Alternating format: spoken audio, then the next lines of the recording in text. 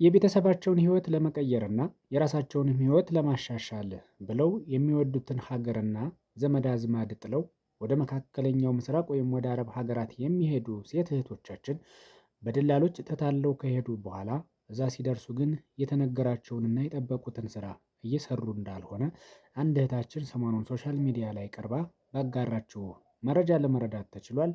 ስለሆነም እንግዲህ ወደ አረብ ሀገራት ልጆቻችሁንና እህቶቻችሁን ለመላክ ዝግጅት ያደረጋችሁ ሰዎች እንደዚህ አይነት ክስተትም እንዳለ ቀድማችሁ አውቃችሁ ጥንቃቄ እንድታደርጉ ይህን መልእክት ማስተላለፍ እንፈልጋለን።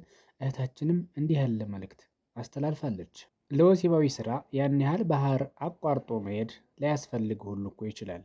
የተሻለ ስራና የተሻለ ህይወት ተፈልጎ እንጂ ስራ ሀሳብና እቅድ ያላችሁ ሰዎች ስለሚልኳችሁ ደላሎች ታማኝነትና እውነተኝነት ቀድማችሁ በማረጋገጥ የራሳችሁን የዘመዶቻችሁን የእህቶቻችሁን እንዲሁም የልጆቻችሁን የቀጣይ መጻኢ ህይወት እንድትታደጉ ስንል ማሳሰብ እንፈልጋለን። ሰብስክራይብ ማድረግ እንዳይረሳ። ይህ አቢ ስታር የዩቲዩብ ቻናል ነው።